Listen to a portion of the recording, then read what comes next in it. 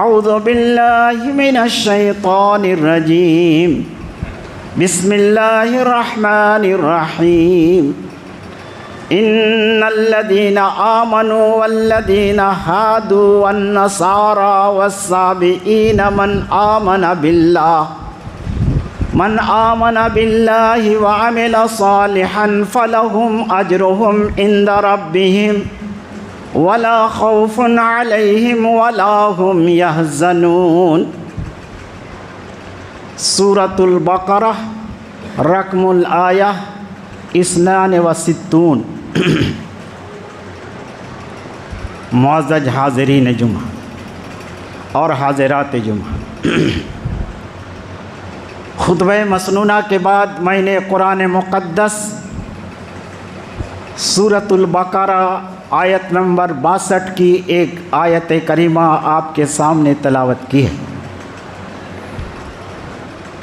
اسی آیت کریمہ کی روشنی میں آپ کے سامنے آج کے خطاب میں میں خطبہ پیش کرنا چاہوں گا۔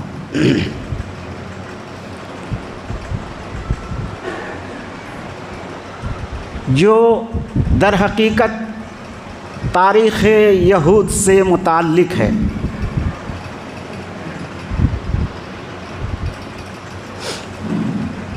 اللہ نے فرمایا ان الذین آمنوا، جنہوں نے ایمان لایا، والذین ہادوا، اور جو یہودی ہوئے، والنصارى، جو عیسائی ہوئے، والصابئین، اور جو صابئی ہوئے، من آمن باللہ، ان میں سے جنہوں نے اللہ پر ایمان لایا، والیوم الآخر، اور آخرت کے دن پر ایمان لایا، وعمل صالحا، اور انہوں نے نیک کام کیا، تو اللہ نے فرمایا فلہم اجرہم عند ربہم، ان کا اجر ان کے رب کے پاس ہوگا، فلا خوف علیہم ولا هم یحزنون، ان پر کوئی خوف نہیں ہوگا اور وہ غمگین نہیں ہوں گے، کوئی خوف اور غم نہیں۔ اس میں اللہ رب العالمین نے ایمان والے مسلمانوں کی بات کی، یہودیوں کی بات کی ہے، عیسائیوں کی بات کی ہے، اور صابئین کی بات کی ہے۔ ان چاروں کے بارے میں فرمایا ان چاروں میں سے جس نے بھی ایمان لایا اور نیک کام کیا تو اللہ رب العالمین کے یہاں ان کا اجر ہے، اور وہاں ان کے لیے کوئی خوف اور ڈر کی بات نہیں ہے۔ یہ اس وقت کی بات ہے جب اپنے اپنے زمانے میں اپنے اپنے نبی کی جنہوں نے پیروی کی، اور ان کے بعد اس نبی کے گزر جانے کے بعد جو نبی آیا، اب پہلے نبی کی بات اس کو چھوڑنی پڑے گی، جو نبی نیا آیا ہے اس کی بات ماننی پڑے گی۔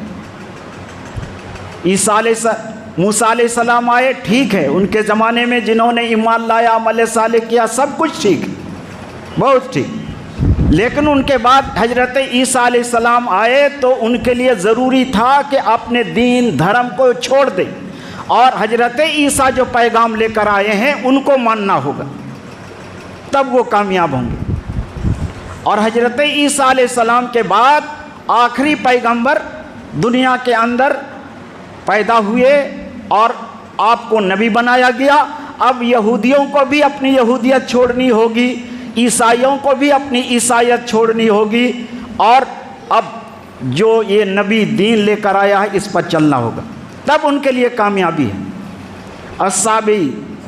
صابی مشرکین مکہ جو مسلمان ہو جایا کرتے تھے ان کو صابی کہتے تھے، یعنی ملحد، بے دین، بے دھرم۔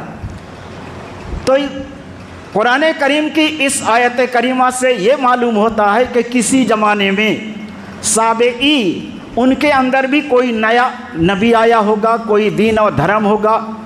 اس میں بڑا اختلاف ہے، وہ کہتے ہیں کہ ان پر کوئی نبی نہیں آیا، لیکن بعض کہتے ہیں کہ موحد تھے، مسلمان تھے، لا الہ الا اللہ پڑھا کرتے تھے۔ بعض کہتے ہیں کہ یہ کہا کرتے بھی تھے اور بہت ساری شرکیہ اعمال بھی ان کے اندر موجود تھا۔ بعض کہتے ہیں کہ ان کا کوئی نبی نہیں تھا، اللہ کو بھی نہیں مانتے تھے، اور اسی معنی میں مشرکین مکہ مسلمانوں کو سابی کہا کرتے تھے، یعنی بے دین، بے دھرم، جبکہ خود وہی بے دھرم تھے اور مسلمانوں کے پاس تو دھرم تھا، ایمان تھا، کتاب تھی، نبی تھا، سب کچھ تھا۔ تو اس میں اللہ رب العالمین نے مسلمانوں کا ذکر کیا ہے، تو ہم جانتے ہیں، ہم مسلمان ہیں، ہماری ایک تاریخ ہے، اور اس کے بعد یہودی کا ذکر کیا ہے۔ یہودی حضرت یعقوب علیہ السلام کو بنی اسرائیل کہا جاتا ہے، اور بنی اسرائیل کا مطلب یہودی۔ تو یہودیوں کو یہودی کیوں کہا جاتا ہے؟ پہلے یہودی کی تاریخ پہلے سمجھ لیجئے کہ یہودی مدینے میں آئے کہاں سے تھے۔ جب ٹائٹس رومی نے 70 عیسوی میں فلسطین پر حملہ کیا تھا، تو وہاں سے بھاگ کر کے یہودی جزیرۃ العرب میں آ کر پناہ گزین ہو گئے۔ یہ دوسرا دور تھا ان کے آنے کا یہاں۔ اور ایک دور تھا کہ جب بخت نصر نے وہاں تک تاراج کیا تھا، وہاں حملہ کیا تھا فلسطین میں، اس وقت یہودی وہاں سے بھاگ کر آئے تھے، اور وہ بھی آ کر جزیرۃ العرب میں پناہ ہوئے تھے۔ ان کا اصل مکان جزیرۃ العرب نہیں تھا، یا جہاں وہ موجود تھے اللہ کے نبی کے مدینہ پہنچنے کے وقت وہ ان کا مقام نہیں تھا۔ یہ تو فلسطین کے رہنے والے تھے، یہ تو دوسرے دیش سے آئے ہوئے لوگ تھے۔ تو یہود کو یہود کیوں کہا جاتا ہے؟ اس کے استقاق کے بارے میں، اس کے معنی کے بارے میں 4 باتیں کہی جاتی ہیں۔ یہود حوادتن سے بنا ہے، اس کا اصل ماخذ کیا ہے؟ حوادتن، یعنی آپس میں ایک دوسرے سے میل ملاپ اور محبت اور دوستی کرنے والے۔ حوادتن کا معنی ایک دوسرے سے دوستی کرنا، ایک دوسرے سے محبت کرنا۔ اس معنی میں یہود کہا گیا کہ وہ ایک دوسرے سے محبت کیا کرتے تھے۔ دوسری بات یہ کہی گئی ہے کہ یہ تہود سے بنا ہے، اور تہود کا معنی ہے توبہ کرنا۔ تو یہود فوراً بگڑتے تھے، اور جب کسی مصیبت میں پھنستے تھے تو فوراً توبہ بھی کرتے تھے۔ اس معنی میں ان کو یہود کہا گیا ہے۔ اور تیسری بات یہ کہ یہود حضرت یعقوب علیہ السلام کے 12 بیٹے تھے۔ ان 12 بیٹوں میں سے بڑے بیٹے کا نام یہودا تھا، تو اسی یہودا کی نسل میں سے یہ قوم تھی، اس لیے ان کو یہود کہا گیا، یہودی کہا گیا۔ یہ تیسری بات ہوئی۔ اور چوتھی بات یہ غور کرنے کے قابل ہے کہ یہود، چونکہ یہود کو یہود کیوں کہا گیا؟ چونکہ یہ اپنی کتاب پڑھتے ہوئے، تورات پڑھتے ہوئے خوب ہلا کرتے تھے، اس طرح سے خوب ہلتے تھے، اس وجہ سے ان کو یہود کہا گیا۔ یہود مانے ہلنے والا، حرکت کرنے والا۔ یہ چوتھی بات ہوئی۔ تو یہ 4 چیزیں یہود کے بارے میں کہ ان کو یہود اس وجہ سے کہا جاتا ہے۔ اور اللہ کے نبی صلی اللہ علیہ وسلم نے بیان فرمایا ہے کہ اے میرے صحابیوں، تم سے یہود 2 چیزوں میں بہت زیادہ چڑھتے ہیں، حسد کرتے ہیں، جلا کرتے ہیں، رشک کرتے ہیں۔ 2 چیز، ان میں سے ایک یہ کہ آپس میں تم ایک دوسرے کو سلام کرتے ہو۔ یہودی سلام نہیں کرتے، اسی لیے اللہ کے نبی کے پاس وہ آیا کرتے تھے تو نبی کو کیا کہتے تھے؟ السلام علیکم کے بجائے کہتے تھے السلام علیکہ۔ سلام علیکہ معنی ہوتا ہے آپ پر سلامتی ہو، رحمت ہو، برکت ہو، یہ دعا ہے۔ لیکن وہ حسد میں اور جلن میں کہا کرتے تھے السلام علیکہ، آپ پر موت ہو. سام کے معنی موت، سلامت سلامتی دعا، اور سام کا معنی بد دعا معنی موت. تو نبی کو حسد اور جلن سے وہ کہا کرتے تھے السلام علیکہ، آپ پر اے نبی موت ہو، بد دعا ہو. تو نبی نے فرمایا کہ سلام تم ایک دوسرے کو کرتے ہو، اس سے یہودی چڑھتے ہیں، ان کو اس سے چڑھ پیدا ہوتی ہے. اور دوسری چیز تم زور سے آمین کہتے ہو، اس میں بھی ان کو جلن اور حسد ہے. زور سے آمین کہتے ہو، اس میں ان کو جلن اور حسد ہے. تو تم اے میرے ساتھیو تم زور سے آمین کہو اور سلام کو تم پھیلاؤ. اسی لیے اللہ کے نبی صلی اللہ علیہ وسلم جب ہجرت کر کے مدینہ گئے تو حضرت عبداللہ ابن سلام کہتے ہیں پہلی بات جو آپ سے میں نے سنی، آپ یہ کہتے تھے افسوا السلام واطعموا الطعام وصلوا الارحام وصلوا باللیل والناس نیام تدخلوا الجنۃ بسلام. سلام کو پھیلاؤ، نماز پڑھو، رشتہ داری کا خیال رکھو، تو تم سلامتی کے ساتھ جنت میں داخل ہو جاؤ گے. چونکہ یہود سلام سے چڑھتے تھے، نبی نے کہا کہ سلام پھیلاؤ. اور آمین کہنے سے وہ چڑھتے تھے جب امام نماز پڑھاتا ہے اور غیر المغضوب علیہم ولا الضالین کہتا ہے تو اس وقت زور سے آمین کہتے ہیں. اس سے یہودیوں کو چڑ ہوتا تھا، حسد ہوتا تھا، جلن ہوا کرتا تھا. تو نبی نے کہا کہ نہیں تم زور سے کہو تاکہ ان کا چڑ اور جلن اور زیادہ ہو. لیکن افسوس یہ ہے کہ یہ دونوں صفتیں آج ہم سے ختم ہوتی جا رہی ہیں. سلام بھی نہیں ہے، اور دوسری بات یہ کہ ابھی تو جمعہ پڑھنے کے لیے آئے ہیں، امام غیر المغضوب علیہم ولا الضالین کہا کر آمین کہے گا تو بچے خوب زور سے چیخیں گے اور بڑے خاموش رہیں گے. اتنا زور سے چلانا بھی منع ہے اور دھیرے آمین کہنا بھی منع ہے. ایک معتدل آواز میں آمین ہونی چاہیے جس سے مسجد گونج جائے. اللہ کے نبی کے زمانے میں جب آمین صحابہ کرام کہتے تھے تو مسجد گونج جایا کرتی تھی، مسجد گونج جاتی تھی. یہ تو جمعہ کا حال ہے.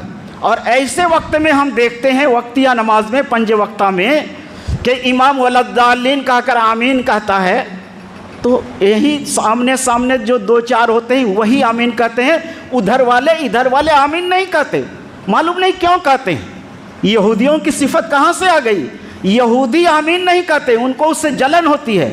اور ہم مسلمان ہیں، نماز پڑھتے ہیں اور ہم آمین نہیں کہتے زور سے. ہر ایک کو زور سے آمین کہنی چاہیے.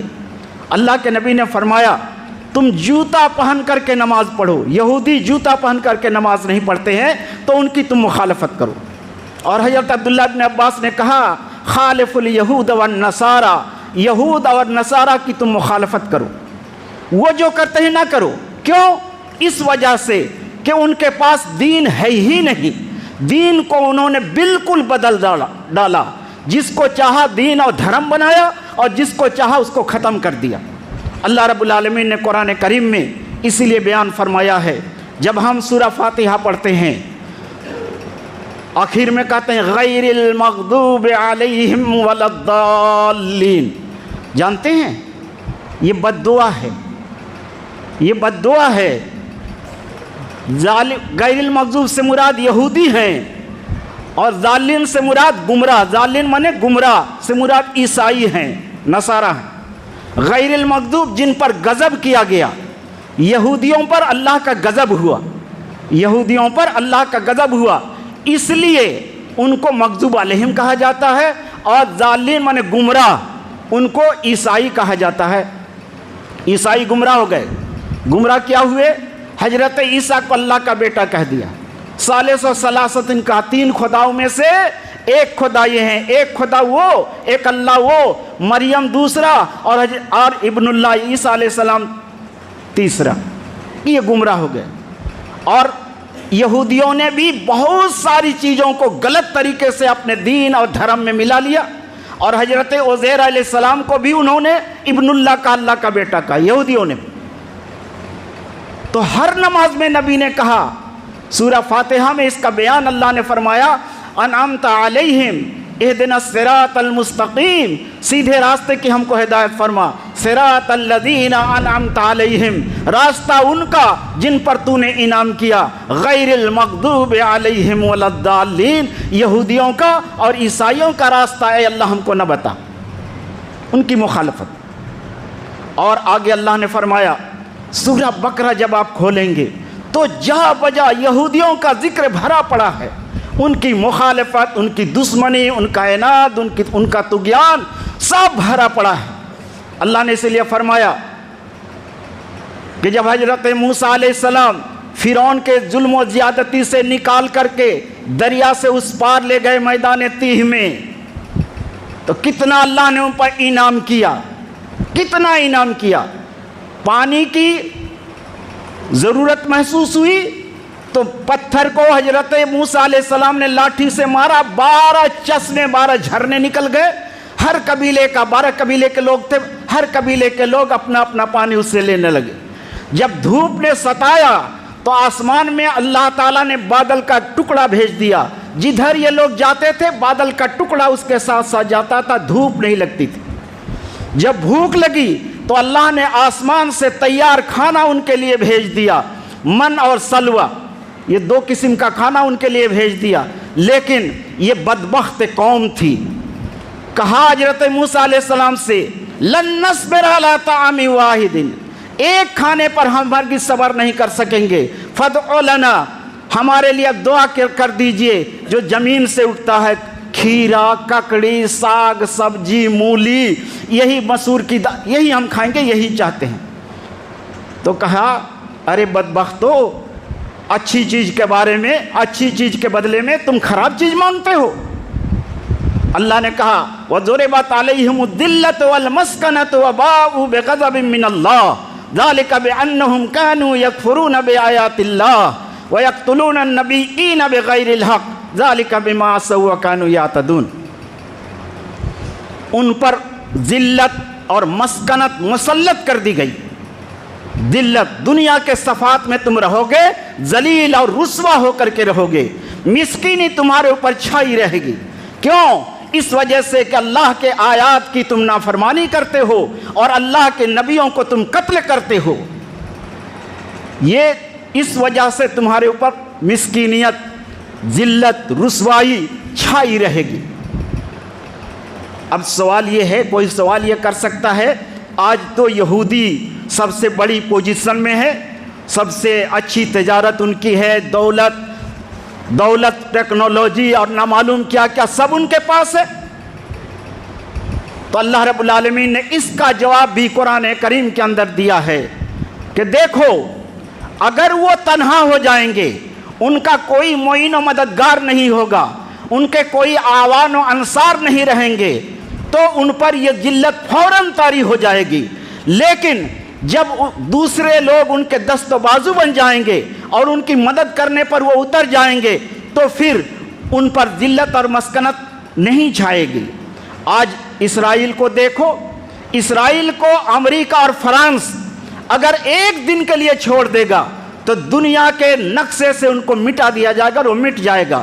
لیکن 24 گھنٹہ ان کی دیکھ ریکھ اور ان کی مدد امریکہ کر رہا ہے، فرانس سے کر رہا ہے، اور اس طرح کے دوسرے دیش ان کی مدد کر رہے ہیں۔ اس لیے یہ بدمعاشی کر رہا ہے، زیادتی کر رہا ہے، مسلمانوں کو ستا رہا ہے، آگے بڑھ رہا ہے اور طرح طرح کی گھمنڈ اور تکبر کی بات کرتا ہے، چونکہ ان کے پشت پناہ وہ موجود ہے۔ اللہ نے بیان فرمایا، اور اللہ نے فرمایا کیوں ان کی بات نہیں مانی جائے گی، کیوں ان کی بات نہیں مانی جائے گی؟ اس وجہ سے نہیں مانی جائے گی کہ اللہ نے فرمایا فَوَيْلٌ لِّلَّذِينَ يَكْتُبُونَ الْكِتَابَ بِأَيْدِيهِمْ ثُمَّ يَقُولُونَ هَذَا مِنْ عِندِ اللَّهِ لِيَشْتَرُوا بِهِ ثَمَنًا قَلِيلًا فَوَيْلٌ لَّهُم مِّمَّا كَتَبَتْ أَيْدِيهِمْ وَوَيْلٌ لَّهُم مِّمَّا يَكْسِبُونَ۔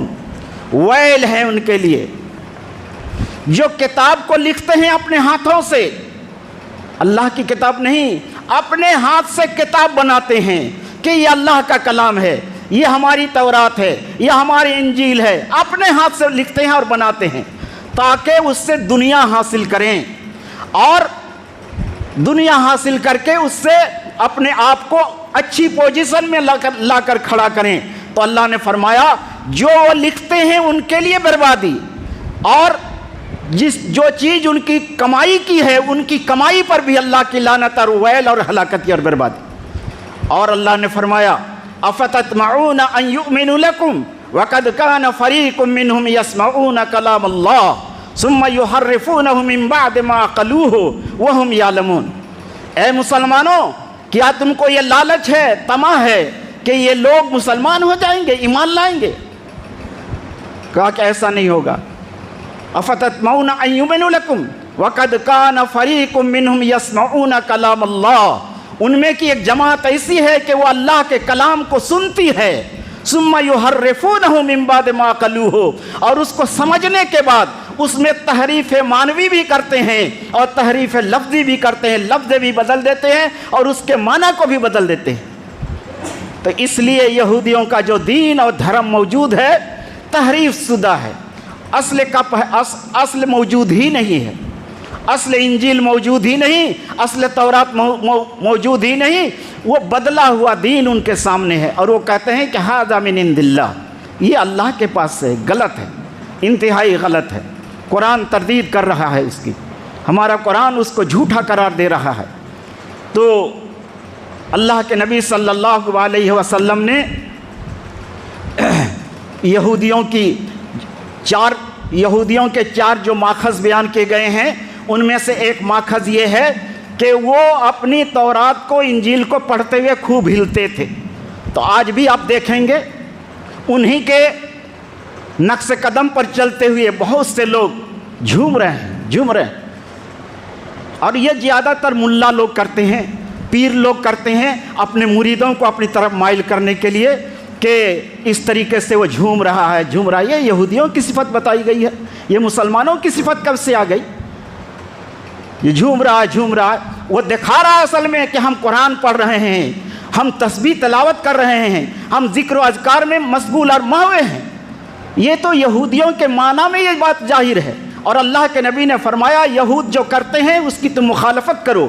اللہ کے نبی ہجرت کر کے مدینہ گئے، وہاں محرم کا آپ نے روزہ رکھا، صحابہ کو حکم دیا 10ویں تاریخ کو روزہ رکھنے کا، تو صحابہ نے کہا اللہ کے رسول اس دن تو یہودی بھی روزہ رکھتے ہیں، اس دن کی وہ تعظیم کرتے ہیں، تو کہا کہ اگر آئندہ سال میں زندہ رہوں گا تو 9ویں کا روزہ بھی اس کے ساتھ ملاؤں گا، یعنی یہود کی مخالفت کروں گا۔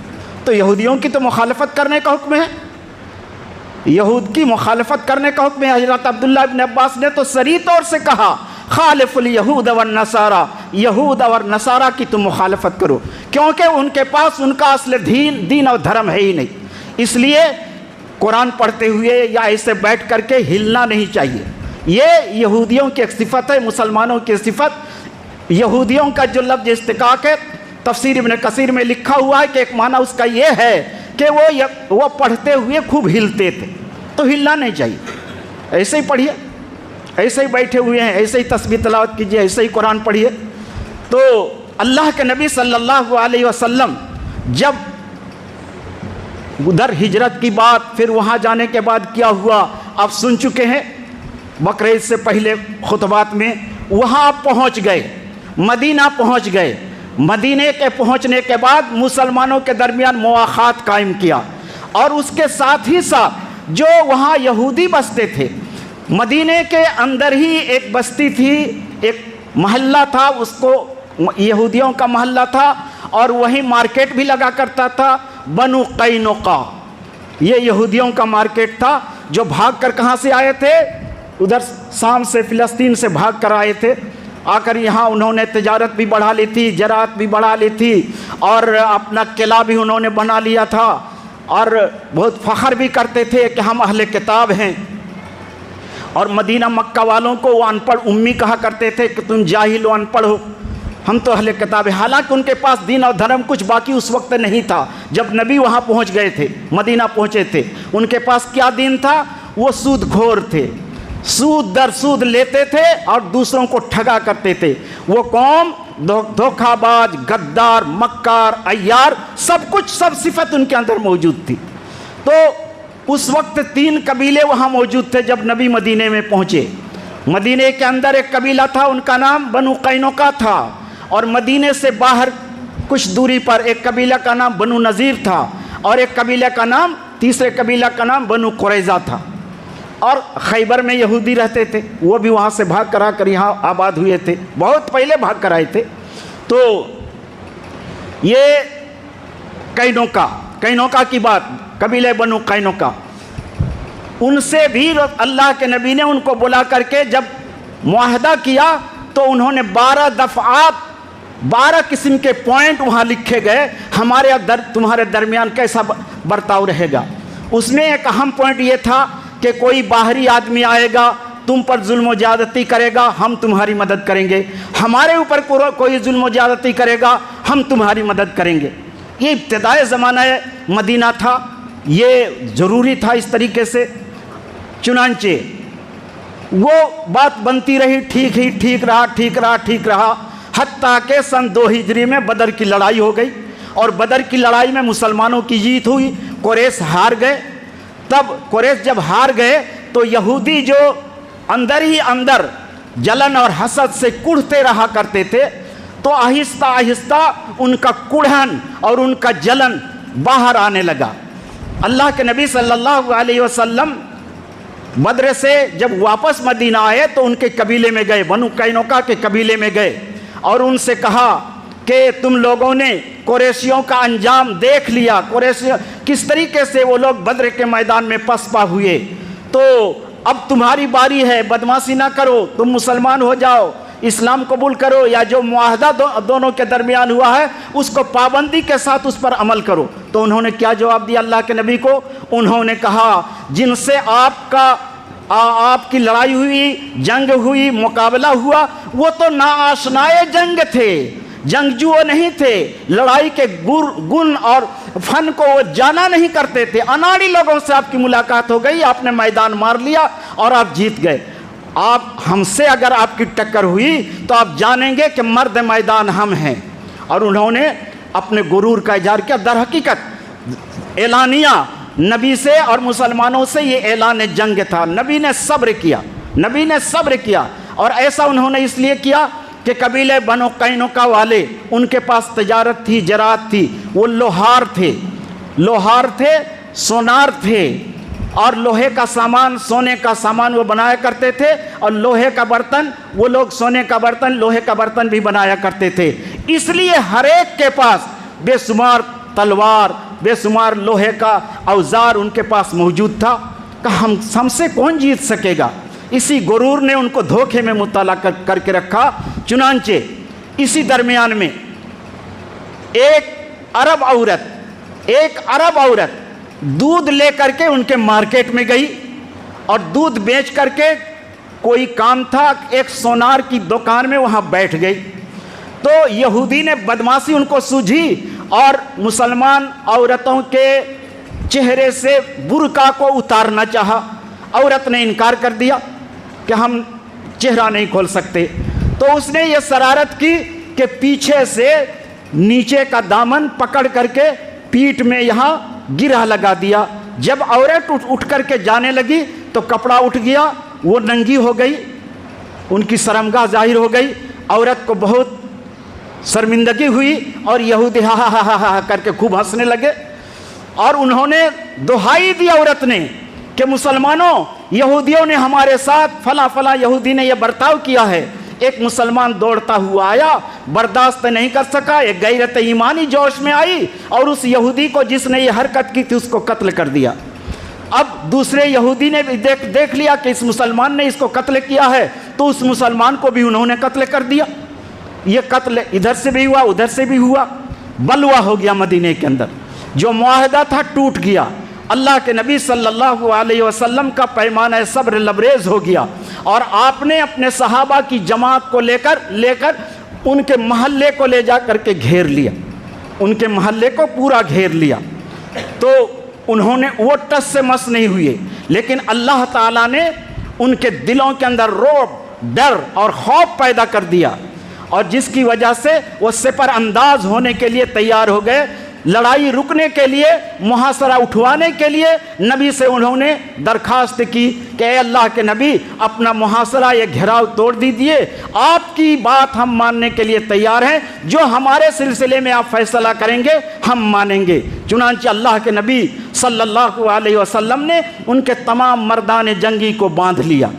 لیکن یہیں ایک اور چیز سامنے آ گئی۔ ایک منافق تھا مدینے کے اندر، عبداللہ ابن ابی، یہ بہت بڑا منافق تھا، اور صرف یہ جب واقعہ ہوا تو اس سے پہلے 1 مہینہ پہلے مسلمان ہو گیا تھا، اس سے پہلے تو مسلمان نہیں ہوا تھا، اب مسلمان ہو گیا، اور وہ بھی دکھانے کے لیے مسلمان ہوا تھا کہ ہم اس طریقے سے مسلمانوں کو دھوکہ دے سکیں گے۔ چنانچہ اس نے کہا اے اللہ کے رسول، آپ ان کو چھوڑ دیجئے، یہ ہمارے خاندان اور قبیلے کے لوگ ہیں، قبیلے خجرت سے ہمارا معاہدہ ہے، تو ان کو آپ چھوڑ دیجئے، وہ چھوڑ دیجئے ان کو۔ کیا آپ ان کو ایک ہی ساتھ ایک ہی مرتبہ اتنے یہودیوں کو، ہمارے آدمیوں کو آپ قتل کر دیں گے؟ تو آپ ان کو چھوڑیے۔ اللہ کے نبی نے چہرہ گھما لیا تو ادھر چلا گیا، اور پھر کہا اللہ کے رسول اس کو چھوڑ دیجئے۔ اللہ کے نبی نے کوئی جواب نہیں دیا، تو اللہ کے نبی کے کپڑے کے دامن کو پکڑ کر کے انہوں نے کہا، گریہ وزاری کی کہ آپ ان کو چھوڑ دیجئے۔ اللہ کے نبی نے، چونکہ وہ ابھی مسلمان ہوا تھا، ان کا دل بھی جیتنے کے لیے اور ان کی بات کو رکھنے کے لیے بھی آپ نے ان کو چھوڑ دیا، لیکن کہا یہ کہ کوئی بنو قینقاع کا کوئی آدمی مدینے میں اب نہیں رہ سکتا ہے، ان کو جلا وطن ہونا پڑے گا، شہر بدر ہونا پڑے گا، اس کو گھر بار چھوڑ کر کے جانا پڑے گا۔ چنانچہ وہ لوگ ان کو چھوڑ دیا گیا، اور وہ لوگ ملک شام، اجروات شام میں چلے گئے، وہاں جا کر بس گئے۔ مورخین لکھتے ہیں کہ ان میں سے زیادہ تر لوگ، کچھ ہی لوگ زندہ رہے، اور آہستہ آہستہ ایک کے بعد دیگرے وہاں جانے کے بعد وہ مر گئے، لقمہ اجل انہوں نے پی لیا۔ چنانچہ اس طریقے سے مدینے سے ایک قبیلہ کا صفایا ہو گیا، یہودیوں کا صفایا ہو گیا، بنو قینقاع کا۔ یہ یہودیوں کی تاریخ کی ایک جھلک ہے۔ اس میں پھر قبیلہ بنو نذیر ہیں، بنو قریظہ ہیں، خیبر والے ہیں، ان کا کیا حال ہوا، انہوں نے کس طریقے سے مسلمانوں کو دھوکہ دیا، اور کس طریقے سے انہوں نے غداری اور دھوکہ بازی کی۔ انشاءاللہ اگر حیات باقی رہی تو آئندہ خطبات میں آپ اس پر سماعت فرمائیں گے۔ اللہ رب العالمین سے میں دعا گو ہوں کہ پروردگار عالم یہودیوں کے ہر حرکات و سکنات سے ہمیں بچائے، یہودیوں کے ہر فعل اور ہر کام سے ہمیں بچائے، ان کی جو جو صفتیں ہیں ان تمام صفتوں سے اللہ تعالی ہم کو دور رکھے، اور ان صفتوں میں سے کسی صفت کو اللہ قبول کرنے کی ہمیں توفیق نہ دے۔ ان کے فتن سے اور ان کی جلن سے، ان کے حسد سے، ان کی دشمنی سے، ان کے عناد سے، ان کے عدوان سے، ان کی طغیان سے اور ان کی سرکشی سے دنیا کے تمام مسلمانوں کے اللہ محفوظ رکھ، ہمیں بھی دنیا کے تمام مسلمانوں کی حفاظت فرما۔ وآخر دعوانا ان الحمدللہ۔